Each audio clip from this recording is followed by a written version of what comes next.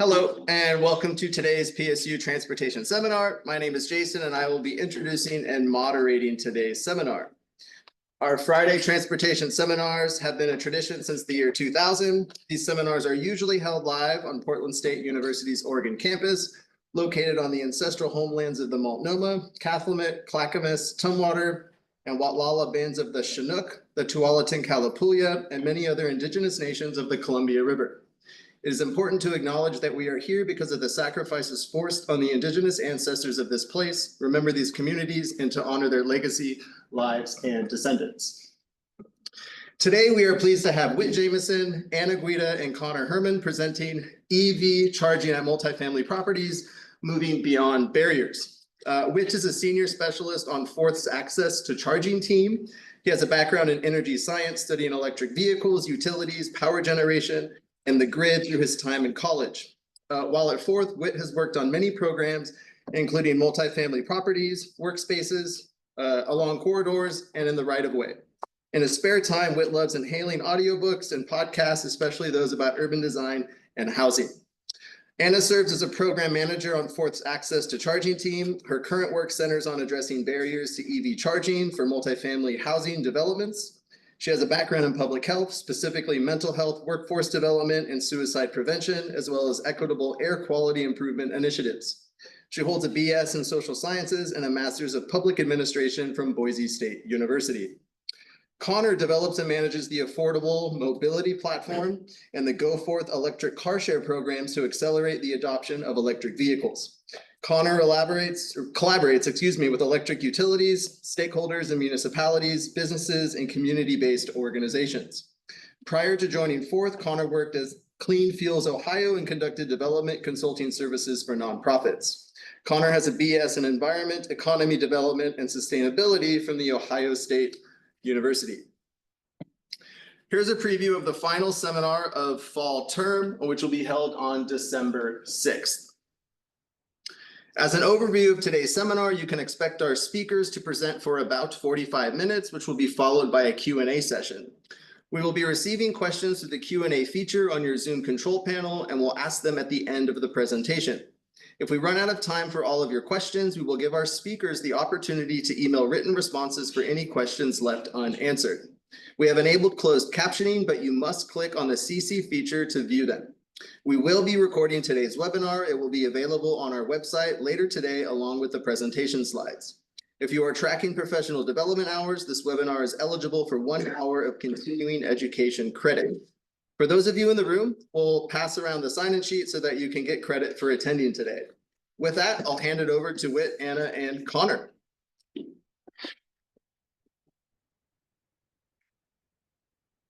Here's your slide adjuster.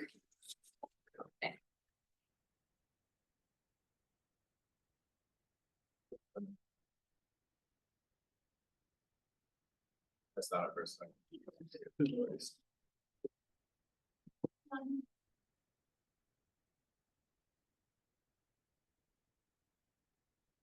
Great. Hi, everybody. My name is Anna Guida. I'm the Fourth program manager there. Already shared. Thank you for coming today. We're going to talk about EV charging at multifamily properties, moving beyond barriers, and then talking about one of our awesome projects, or two of our awesome programs at Fourth. Okay, so Fourth's mission is to electrify transportation by bringing people together to create solutions that reduce pollution and barriers to access. Key takeaways, which you've probably already seen, are that until people can charge at multifamily houses like they can at single-family homes, the adoption rates for EVs will lag. EV charging infrastructure can be added to new and existing buildings. With new buildings, there's future-proofing, which we'll go into. With existing buildings, you can do retrofits to them with different software support to help you do that. EV car share programs are a great tool to provide low-income renters access to EVs and mobility options, and Connor will go into that in depth. So social benefits of EVs, we're going to do a little bit of background about electric vehicles just to kind of get everyone on the same page. I'm not sure how familiar everybody is with electric transportation, but transportation is the #1 source of CO2 emissions in the United States. And less ICE vehicles, which are internal combustion engines, leads to improved air quality. So the transition from gas to electric will overall improve air quality. Energy dollars stay local. When you can use renewable energy, you can create that locally, keeping dollars local and reducing emissions from transported fuels. And then long-term cost savings to drivers. Over the lifetime of EV ownership, they're less expensive than ICE vehicles. We obviously understand there are other barriers to accessing EVs, but over the lifetime of ownership, it is cheaper. So a little background before we jump right into it about EVs. There are two different kinds of electric vehicles. There is the hybrid plug-in option, PHEVs, which is a combination of gas and electricity with either electric drivetrain and generator or mixed drivetrain. You can usually toggle between two, so you have like anywhere from 10 to 40 or 50, it's always changing, miles of range with just EV or just electric, and you can transfer over to gas or to a hybrid option. And these are some examples you've probably seen on the road. And then like true EVs, battery electric vehicles are all 100% electric energy. And you plug in to recharge, and then if you run out of charge, you're out of charge, so you gotta go plug in. These are some examples up here. Some of our fourth folks drive some of these vehicles. We have the Tesla Model 3 over there is pictured, and the Nissan Leaf as well. And then that's me. Yeah.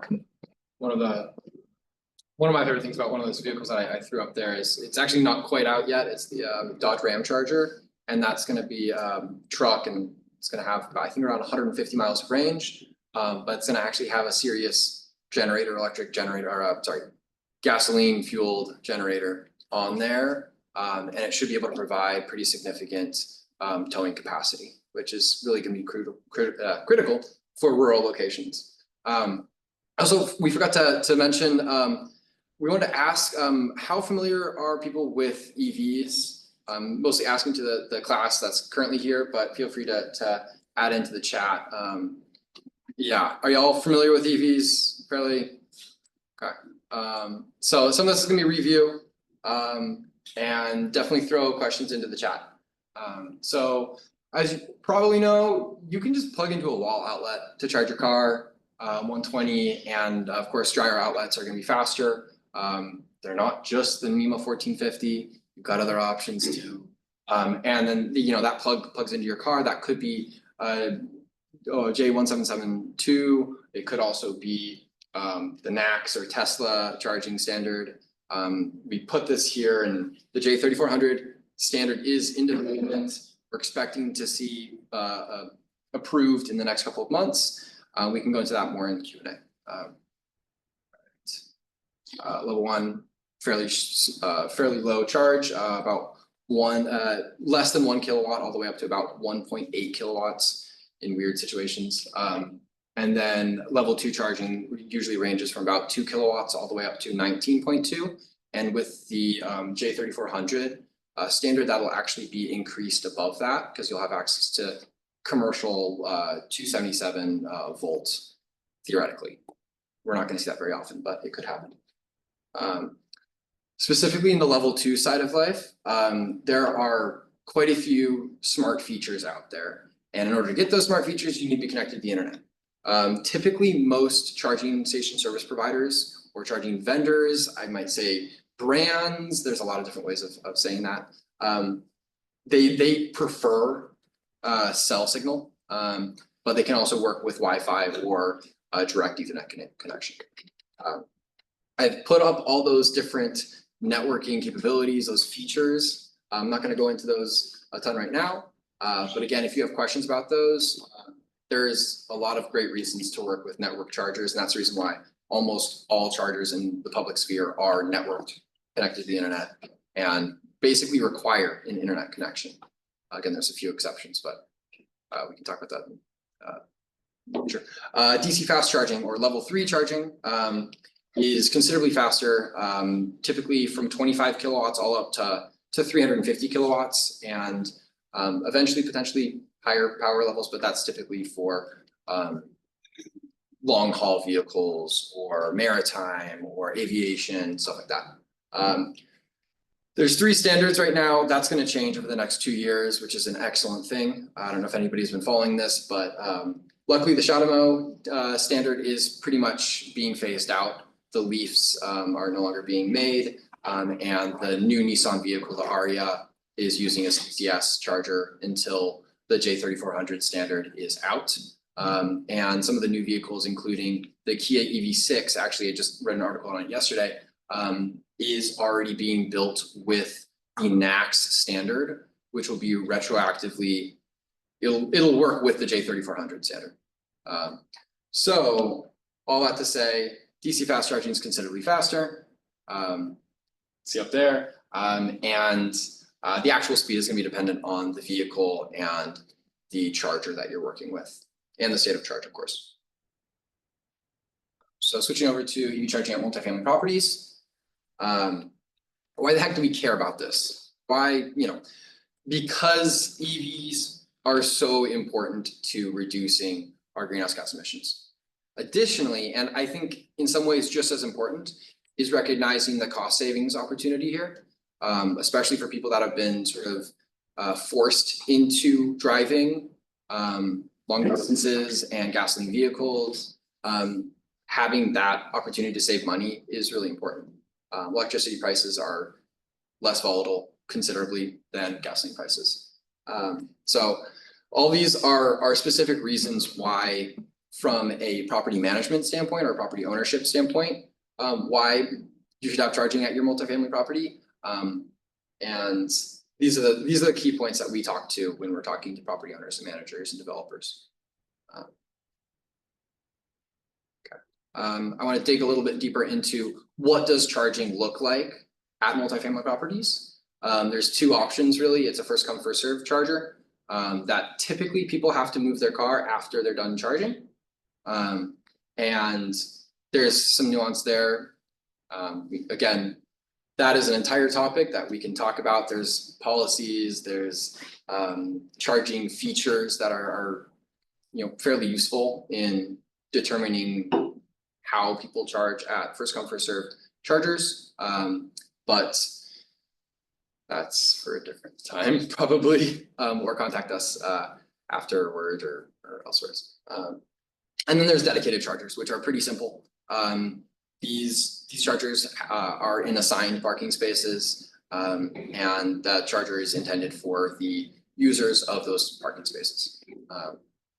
All right, you do have to run charging to every single dedicated space, which typically means it's a higher install cost for the property owner, which is a reason why most properties like the first come first serve chargers more.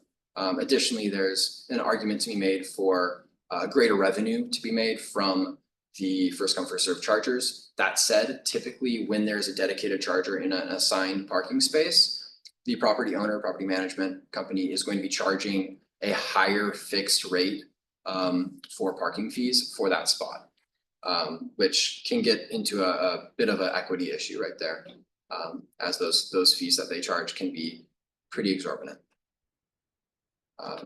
So diving directly into some of the barriers, this list is not exhaustive. We just put down 6. I'd say these are 6 of the biggest barriers. And number one, and kind of the most obvious, is for existing properties, there's electrical capacity constraints. Typically that means they don't have the physical space to install another panel. They don't have the physical space to install a larger transformer. They don't have any more breaker spaces on their panels. And there's quite a few other capacity constraints there too. These are some of the ways to address that issue. Obviously, the first one is a proactive approach. We love proactive approaches, but it's funny how that is hard to convince developers to move towards, and we'll get to that in other barriers. I'd say critically so, people need to understand the value of load management software as a feature of part of these network level 2 chargers specifically. That's a really valuable tool to deal with retrofits. Without that, you really are simply constrained by how large your breaker size is, and you will hit your limit pretty quickly. especially if your electrician's recommending a 40 amp charger when a 20 amp charger might be fine. There's a lot of considerations to sort of balance. There's a lot of low power options that I think a lot of people don't know, especially the electricians out there. They're becoming more and more common, more well-known, and those companies are doing a lot of outreach and becoming larger players in the multifamily sphere. And then quality incentive programs, we'll talk more about this, or y'all can ask me questions later. Second major barrier is site design and accessible spaces. A lot of parking lots at multifamily properties just do not have any more space for cars, just straight up. So when they try to add EV chargers, they're hit with ADA accessibility requirements, and they just don't even have a place to put them. So either they risk pissing off their residents because you're having to reduce the number of parking permits you give, or you have to find a different spot, which is the reason why a lot of multifamily property owners are going with their guest parking spaces to be made EV or to install EV chargers first.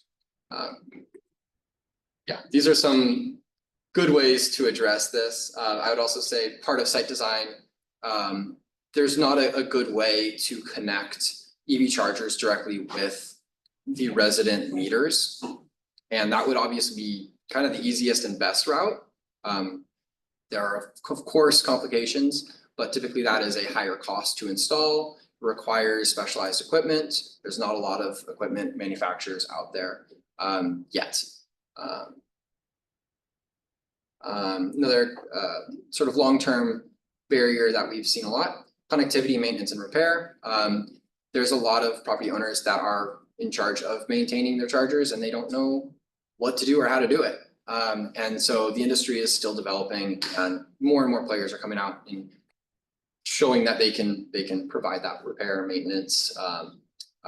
Yeah, and then connectivity is sort of a different issue in some cases, but there are smart chargers that do not need to be directly connected to the internet that can still provide smart features, and that's awesome. I'm gonna keep going.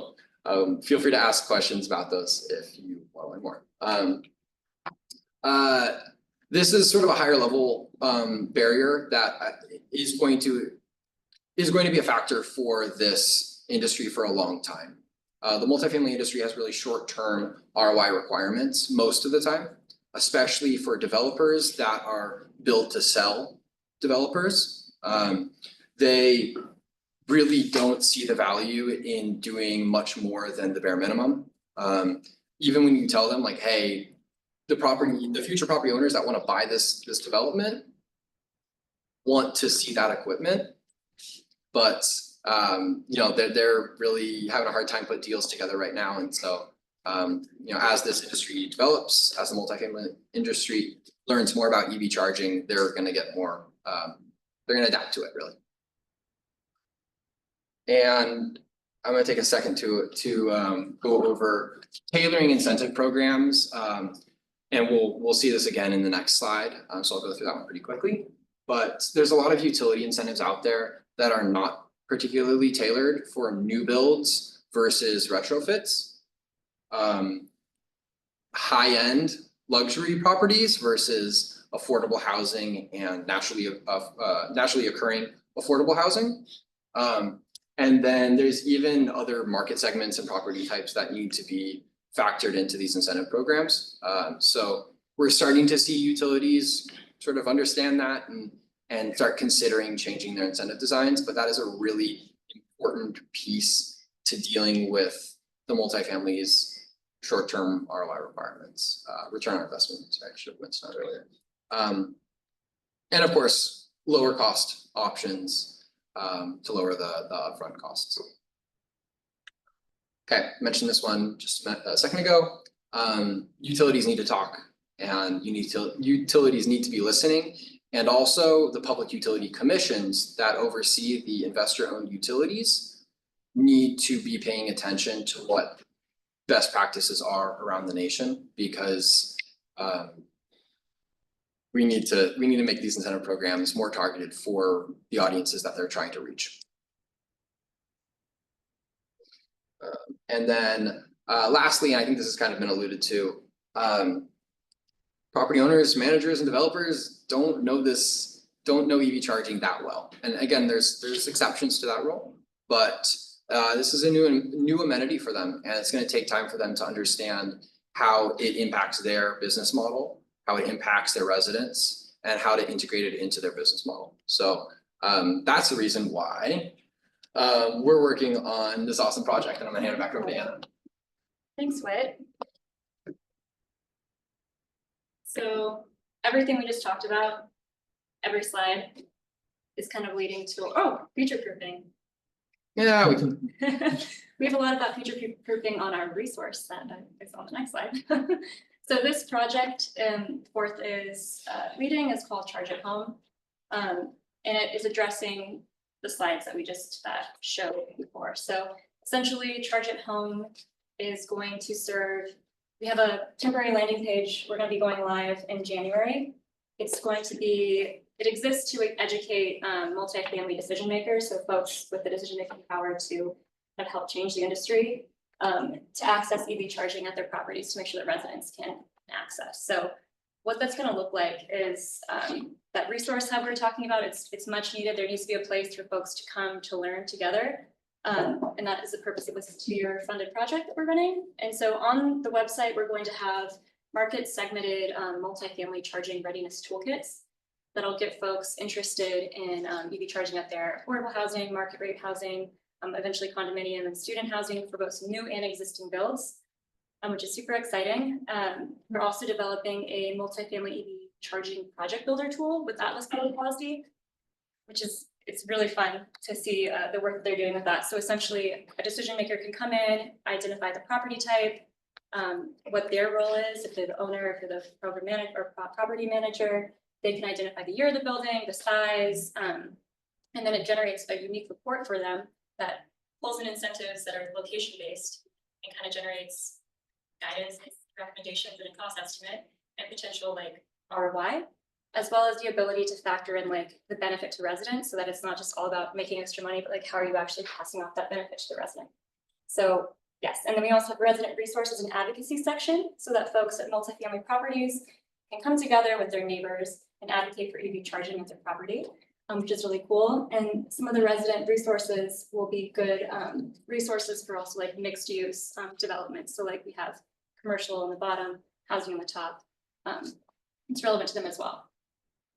We have amazing or really awesome educational one-pagers that go into some of the parking charging configurations that Whit kind of overviewed, talking about the technology, so network charging and the other options you can do. We have a glossary and as well as case studies from a previous project, and we'll be developing those over the course of the year. We're also doing virtual site assessments of 20 properties throughout the country in our target locations to kind of help folks understand at a deeper level like what it will take to get to EV readiness of their property for free as part of our project. And then we'll be doing monthly office hour calls. So if you are interested in learning more about this and staying up with the conversation about EV charging and actually like maybe being part of that conversation to help advance things, we invite you to join us. There'll be more information on our website as well as the fourth website as well. And they'll be listed on the resources page. It's a national focus, but our target cities are right here in Portland, Charlottesville, Virginia, Syracuse, New York, Lansing, New York, and South Bend, Indiana. So that is our project. But yeah, we're gonna go on to Connor's section.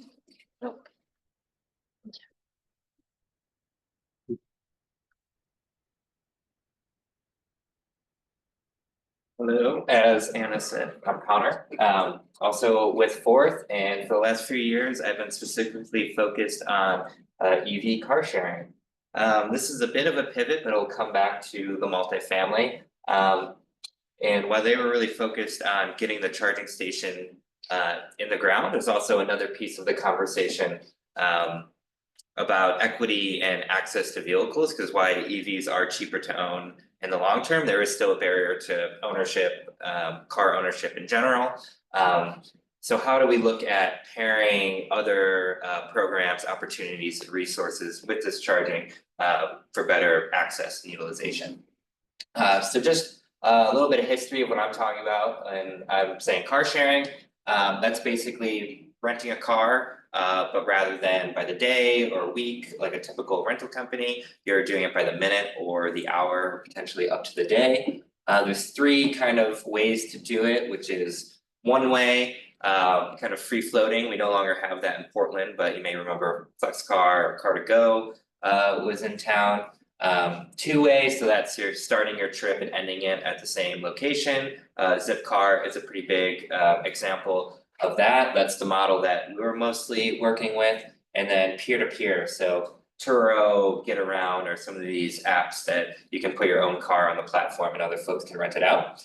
But Portland has a very rich history of car share, even though it's gone downhill a bit as of recent years. But first North American car share was founded here in 1998. We've had several big car share vendors in Portland throughout the years as well. So why car sharing? So cost savings, owning a car is expensive. On average, cars spend about 95% of their life parked. So you're paying mostly for a parked car rather than an asset that you can actually use. There is some study, one by California Berkeley, that says that one car share vehicle can replace 9 to 13 privately owned vehicles. So that goes into reducing congestion, parking needs, less cars that maybe need to access charging stations at any given time. In just general, we donate a lot of space to cars, so if we can reduce some of that allocation, it opens up opportunities for other use cases.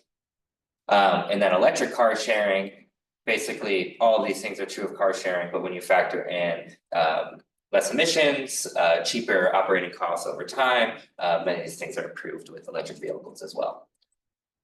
So now I'm going to focus on one of my programs I've been working on for the last couple of years, also funded primarily by the US Department of Energy. And that's basically to use car share as a tool, primarily in partnership with multi-family housing, to roll out charging stations paired with car sharing in these communities.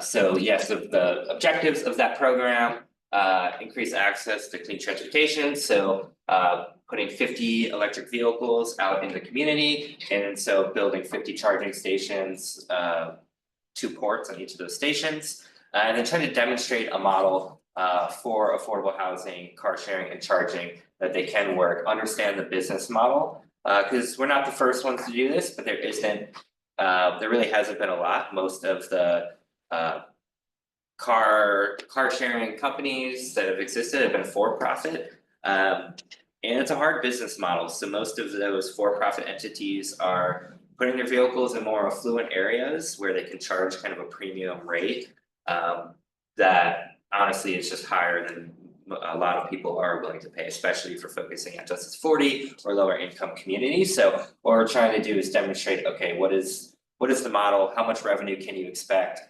What are the other partners? Is that utilities that need to fund this, municipalities? So more to come from that.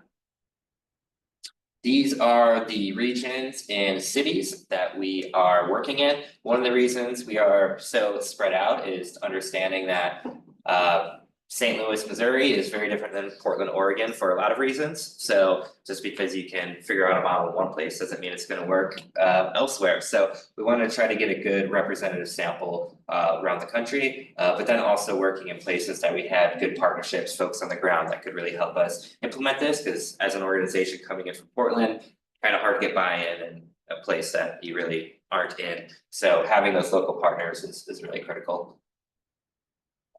From the user side of things, to touch on that, after we roll it out, we launch in an area. It's primarily an app-based system.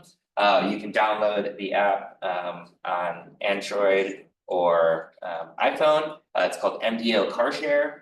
We are working with a different vendor in Seattle, so Zev Co-op, if you're ever up in the Seattle area, also has some vehicles up there. You register through the app. You need to put in a payment method and your driver's license.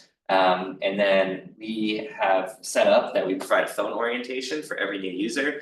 EVs are new, charging is new, car sharing is new for a lot of people. So hopefully cutting down on problems later by trying to provide that education up front. You then access the car on your phone, unlock it, lock it, do what you need to do, return it when you're done, and plug it back in. Pretty much the main requirement is you need to be 21 or over and have a background or a DMV, motor vehicle records check, make sure there's no major issues.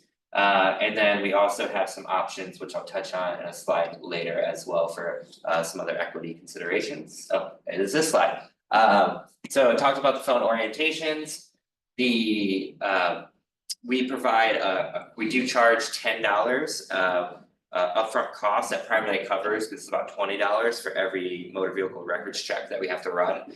But then we provide all of that back plus some in credit to encourage people to take a ride. Right now, our rates are primarily set at $5 per hour or $50 per day, and that includes your fuel if you're just using what's currently in the battery or at the home station, all the roadside assistance, access to the 24/7 call center.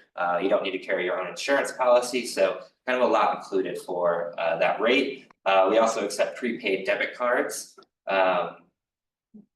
And we're able to provide support in English and Spanish, hopefully more languages in the future. And then also wanted to highlight, we are working with Portland State on some of the research components. First, we worked with them, they provided some needs assessment, which was a higher level analysis of a lot of the locations that we were considering, looking at demographics, transportation patterns and things like that. And then we're currently in the process of administering a survey to understand people's knowledge and awareness around EVs, charging, car sharing, understand kind of how they get around, with the goal to then do a second survey later in 2025, which I'm sure John could give a whole lecture on the challenges and things with implementing these surveys, but we'll save that for another time. This isn't from this specific rollout, but from one of our previous pilots that we did in rural Oregon and Washington. Just some quotes here, won't read that, but I also want to highlight that car sharing can also be used as a really good tool to get people introduced to EVs that maybe wouldn't have the opportunity, or maybe depending on where you are, you don't even have a dealership that has EVs. So it's an opportunity to get folks behind the wheel, maybe change some perceptions around electric vehicle, and then just some feedback about the app and how folks were primarily using it. So a few of the challenges and learnings, technology can be pretty hard. We do install telematic devices that basically communicate with an online system in the vehicles. Those can be pretty finicky, trying to find qualified installers to do it can be challenging. And when something goes wrong with it, it's not always clear what the answer is. So if you're trying to get the car sharing biz, select your vendors wisely. Host sites, so could also spend a whole lecture talking about what makes a good host site. But along with a lot of the data that we look at, that like PSU was working on, really good partnership, because we really look at it, we try to be as turnkey as possible, but we do need some buy-in. A lot of times, depending on the charging station, it's as simple as like the charging station just stops working and you need to do a hard reset, which is just like resetting the breaker. And you need somebody that's like there to actually be able to do that. So that's just like a small example, and also just like getting residents excited, helping with education. Really coming from someone that they know and trust and interact with on a daily basis is going to be much more successful than like us trying to go in and promote it. So really that partnership component is really important for us. On the operations side, it's a hard business model. Vehicles are expensive, installing charging stations is expensive, managing a dispersed fleet can be really challenging. How do you staff that? So understanding those challenges and how to best support those. I think we can always do more for equity, and how do we really serve the folks that we really want to serve. Insurance, just in general, it's hard to figure out. So as an operator perspective, that can be challenging. Charging stations is a big one. There's kind of two ways you can go about it. it's like who has the responsibility? A lot of times we've put in charging stations and then we'll manage them. But sometimes we go into where there's an existing charging station, so it kind of quickly turns into a game of telephone if there's something wrong with, okay, like the site owner has it, but then they have a contract with a hardware provider, but that hardware provider's contracted with a software provider and they are pointing fingers, and then also there's no like actual local repair system for it, so that can be challenging. So important to think about ownership, responsibility, warranties, and those things when finding a charging provider. Mentioned the difficult financial sustainability and also timelines. Everything takes longer than you think, from getting surveys out to rolling out car share services to getting contracts signed, getting if you need upgrades of a panel or a transformer from a utility, you could be thinking a year to 2 years out for some of that equipment. It's getting better, but still backed up from supply chain issues. And then metrics and measurement. I think this is maybe the most important, because if you're a for-profit company, probably what is success is, you know, are we in the black? Are we making more money so we can continue to operate? But I think also, who are you serving? Like, is there somebody that can now, you know, get to a doctor appointment that they couldn't before? Like the more of the qualitative measurement. And I guess also related to that is we have these transit systems that we kind of accept as a public good. A lot of times, I think in Portland, it's like 22% maybe for the bus system of fare box revenue. Whereas a lot of times car shares is expected to be kind of operating on its own, getting its own revenue that covers those expenses. And I'm not trying to replace transit with car share. I think this is all part of a system that needs to operate together. There are definitely times when just having a car, we're still a very car centric nation, especially when you're getting out of like the urban core. So thinking about those things and how do we talk to the people, the decision makers, I think there's a lot of work to be done in municipalities, states, the federal government, and how we think about funding these types of programs. And I think we're another big car sharing company, Gig Car Share, that was owned by AAA, just closed down shop like last week. So it's really showing that the for-profit entities really aren't figuring this out either. So I think if we really want these to succeed, it's going to need to be these smaller programs that are community driven and are able to tap into local funding sources. And this is just this final slide here. We have various resources. I believe we'll share the deck so you can find out more about all of our programs. And then questions. So thank you.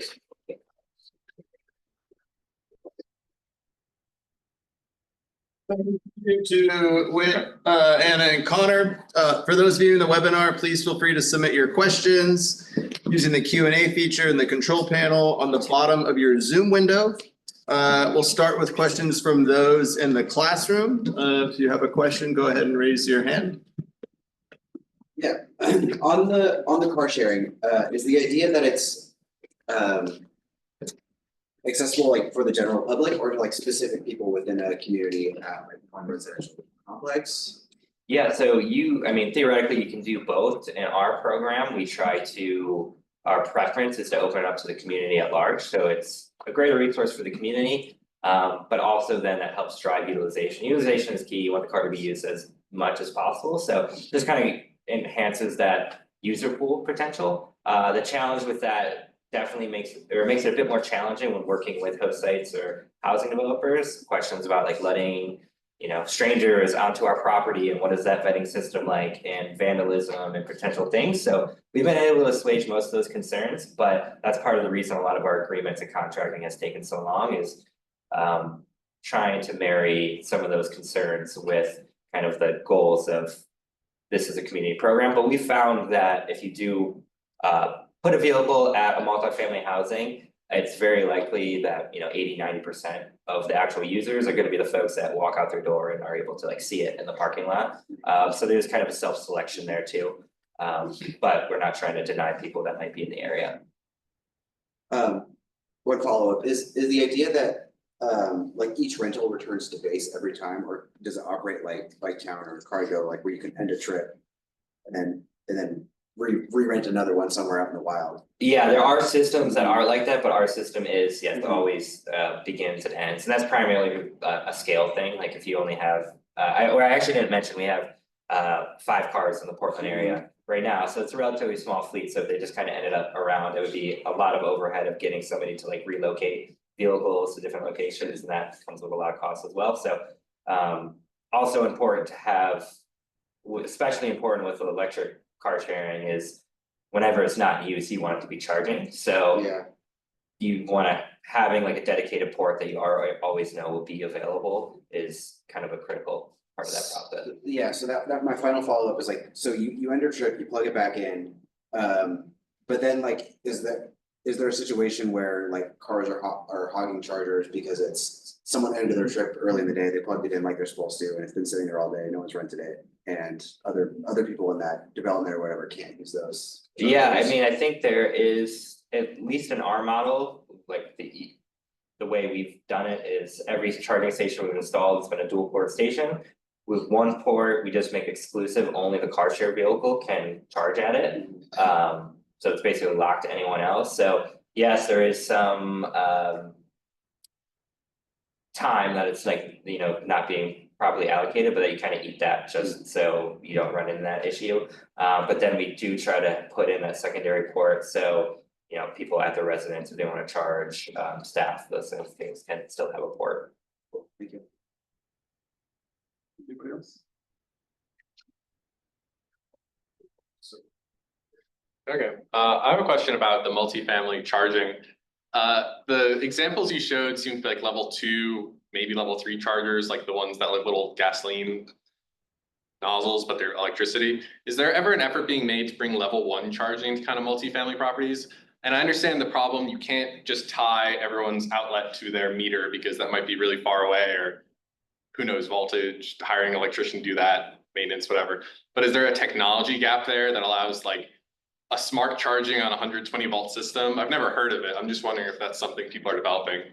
Yes, that exists. Check out Orange Charger, check out Go Power EV, and check out Plugzio, but I'm pretty sure there's at least a couple other companies that are doing it. That's sort of more of like a laundry kind of app base that they're just slapping their software hardware solution into a 120 volt outlet. It very much exists. I'm a very big proponent of it. When that is the really the only option. Typically that happens when you are very limited on electrical infrastructure and the cost to upgrade either your panel or your service, you know, transformer is just insane, like $50,000-$100,000. And you're like I don't know, 20 unit location, like you're just not gonna do it. Especially if it's an older building, and it might be remodeled or demolished in the next like 30 years, like they don't see the ROI there, they're not gonna do it. So yes, 120 volt systems absolutely are a solution. In fact, actually going one step further is there is a utility, it's a CCA, not gonna get into that. It's like a type of utility, community choice aggregator, I'm sorry, down in California called Peninsula Clean Energy. And they're sort of ahead of most other utilities in this specifically, and they try to do as much as they can to prevent service upgrades from being needed. And many times they will look at a system and say, we could put in 2 level 2 chargers, and that's like 40 amps, that's 80 amps, you know, it's just not that much. Instead, they'll end up trying to do something like 20 level 1s. And they've done that in multiple places. Because this is something I should have had just an entire slide on. If you drive an EV, you live in a multifamily property, and you don't have any access to home charging, like you'll take anything. I'm in that boat, so like I truly can say that, and I've talked to enough people, like 100%. You will take level 1 charging. You'll even take level 1 charging at 8 amps, where it's, you know, 960 watts. Like we're not talking much power here. it's gonna take a long time, we're talking days to charge up your car 100%. You will take that, because nothing is a lot worse than something. So yeah, but more. So in the state, we just customer 100,000 EVs in the state. But we have 3 million cars in the state. So that idea of like, how do we get to our goals and how we transfer this? Do you have any idea of that 3 million? How many of them are associated with both a multifamily or a rental? Because I think of like, how do we get people to adopt this new technology? One is just, hey, it's new, it's cost, it's a different thing. But that access to charging infrastructure at your home is probably a huge barrier.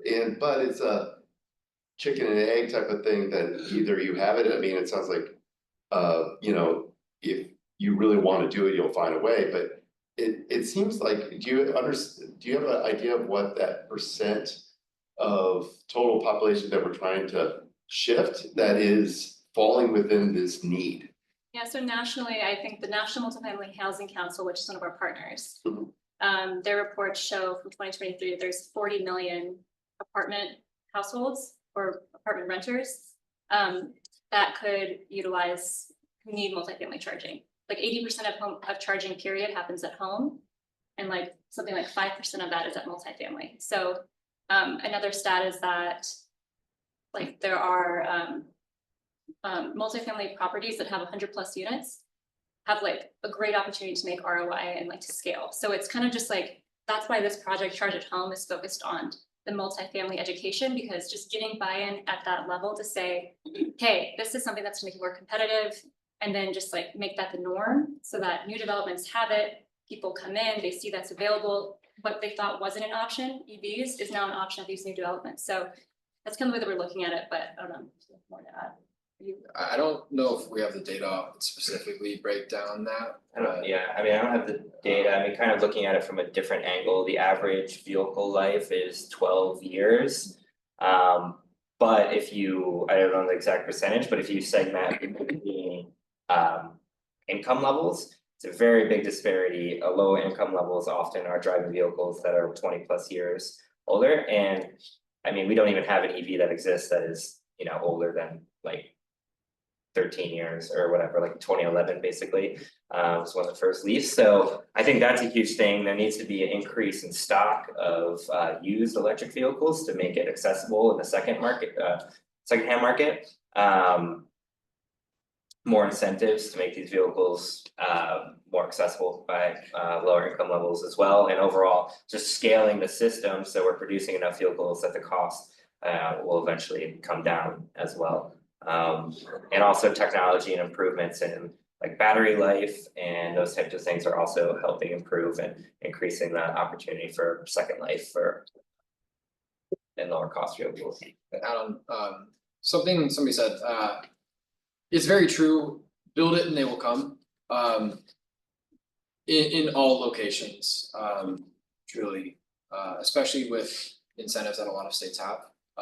If you build an EV charger at a multifamily property, it's very unlikely that you will not have an EV in the next year. And I've seen this tested at a bunch of different places, but you know, yeah, anyway, I can go into examples, but it's not necessary. I have just a quick, another question. Do you see any difference in challenges at multifamily houses that are market rate versus affordable housing? Like barriers, you know, both in ownership or whatever may be faced by the people that are kind of managing and owning those facilities? Yes, strong yes, but also recognizing that the market rate spans from, you know, luxury all the way down to naturally occurring affordable housing that's been around for 100 years, and a lot of those properties are not in a great place right now. They're not as well maintained. That said, realistically, a lot of the times the property managers and owners at affordable housing properties are looking at EV chargers as for my staff, for our maintenance folks, for, you know, especially if there are good incentives in the state, especially California, Washington, Oregon, hopefully. And getting people to know about EV chargers can be the first step to them learning about incentives. And that honestly can be huge, because a lot of people just don't even know the incentive exists. And that's one of the reasons why the California REACH program, which is one that focuses on getting EV charging into multifamily properties and especially affordable housing properties, they pair that incentive to get the chargers in the properties with educational efforts at those properties. And it's something that I think other states will take advice from. This is the third iteration of that program. It's the California REACH program, REACH. To add to that, from my experience, actually working with the developer or the owner, I've definitely seen a bit more red tape on the affordable side. A lot of that I think comes down to like the ownership model. I've seen a lot of times where the margins are a lot lower on affordable housing usually, so lenders are really keeping it pretty close to the chest. So even like now you're adding charging stations in, now you need to get that approved by your bank as well, or maybe you have a board of a conglomerate of folks that are involved in that decision making, where usually more of the luxury side or even market based has a bit more direct ownership or just less of a chain of command. You can just get the person in charge of the person that can make that decision. So just a bit more red tape. We actually had an experience where we were trying to work at a HUD funded site, and we had to go through so much red tape. So it was really interesting. We had one federal department giving us money to do this, and then the other federal department basically holding us up. We had to do like extra surveys. We had to show that like every dollar that was being spent was none of the apartment's dollars. I had to have like several conversations and explain risk and all of these things, and we had lawyers involved. So just a lot of extra steps sometimes with these types of sites. We're going to take a question from online. So this has come up a couple times, so I'm going to kind of combine it into one two-part question. Recently, in recent years, there's been a lot of emphasis on parking, like space for parking and mitigating that, right, whether it's on site or adjacent. So if there is on-site parking, this would be the first part of the question, would having dedicated parking spaces for non-EVs as well as EVs, would that be too much space and the ability to account for that, whether it's with current developments or future developments? And then part B of that question would be, if there is no on-site parking, how is there an EV charging parking spaces for new developments? I'd take the second part of that question first. If there's no parking, then there shouldn't be any requirement. One of my first things when I'm talking to the urban planning side is don't ever combine parking mandates with EV charging mandates. That's a recipe for overbuilding both parking and charging. And so, you know, step one, right size your parking. Step two, make sure you get the right amount of parking. And then your first question, really more on the dedicated charging side. Yeah, you absolutely can have assigned parking spaces as well as assigned parking spaces that also have EV chargers. Those chargers just couldn't be first come first served chargers. So you'd have to have separate parking spaces that are not assigned to anybody. That would have to be dedicated, sorry, wrong word. They would have to be just for charging, and then people would move their car back to an assigned space or an unassigned space. Depends on your parking setup. Depends on sort of the ROI calculations done by the property owner. This is kind of a big area for, you really have to know the specifics of the property. It's hard to generalize, but there's a lot of ways to make it work. And you know, there's not that many factors. So once you figure out what that situation is for your property, then you can kind of move forward with with a direction and then plan out how many chargers you need and where you see your EV adoption rate heading in your region, in your property, especially if you're doing surveys with your residents. That's one thing we always recommend. If you want to know how many EVs you're gonna be charging in the next 5 to 10 years, just keep surveying your residents.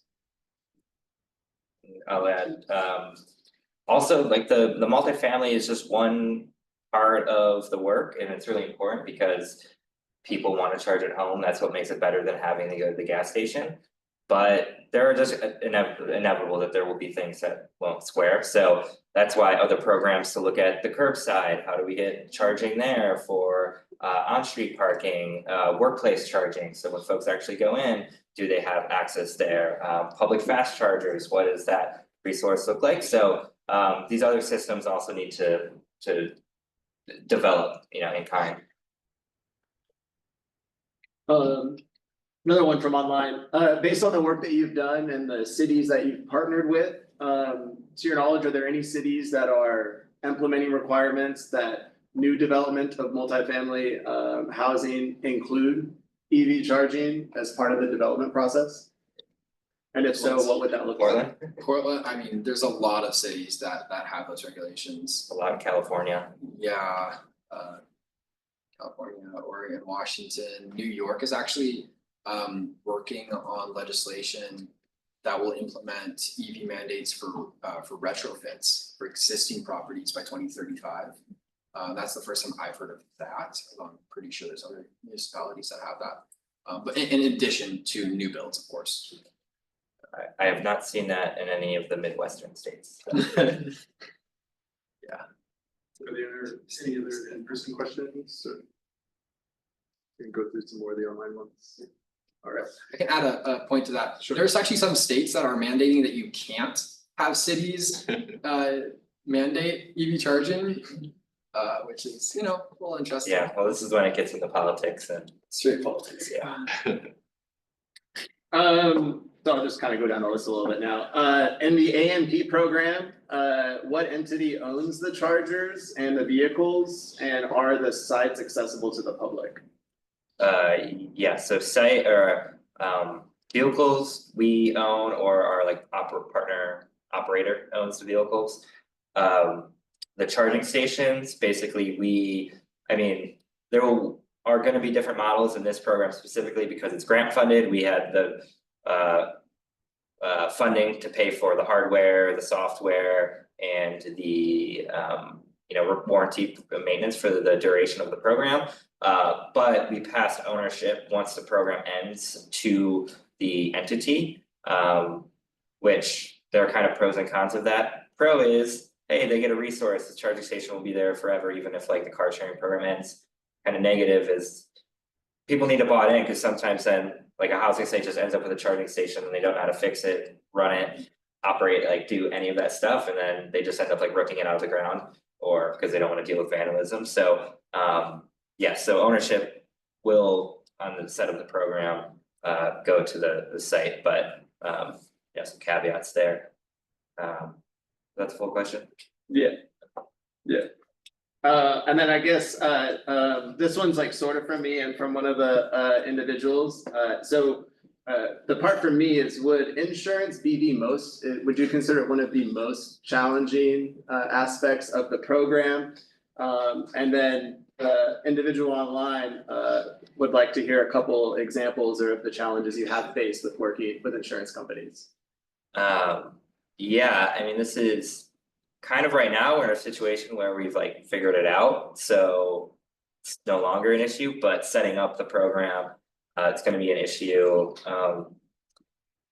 Really, insurance works is they wanna spread out risk over a lot of assets, so like they'll go insure Zipcar for a pretty affordable rate because they have, thousands of units, right, that they can spread that out. If you're a 5-car program, well, if one car, gets totaled, that's a big hit. So a lot of the for-profit entities will have minimums like, well, you're gonna have exorbitant rates unless you get to like 100 cars, which is pretty difficult for a small operator or something to come in. There is one specifically insurer that works with nonprofit insurance alliance, I believe. And they've been very helpful in insuring smaller nonprofit fleets. So it was really just a lot. I didn't understand the insurance market at all, so working with brokers, like getting these questions, you have to have really specific documentation, like what are your policies, how do you handle XYZ? How are you vetting, members, all of this stuff. And ultimately what we got to in our program is we partnered with another organization called Mobility Development. And they basically have 3 or 4 different car sharing programs. And when we combine that with our several programs that we're operating, we have enough cars that we can actually get insured by like a for-profit vendor. Because now we're at, I think, like 70 or 80 cars total. So we're high enough that our rates are lower. I mean, the thing is, if you pay enough money, you can get insured, but it's like, well, if you're paying like $1,000 per month per car, it's not really an accessible model. All right, awesome. So thank you all again for attending today's Friday transportation seminar. For those of you joining remotely, after the seminar ends, you'll have the opportunity to complete a brief survey about today's event. We would really appreciate it if you could complete that survey. It only takes a few minutes. Join me once more with thanking Whit, Anna, and Kana for joining us today and sharing all this information on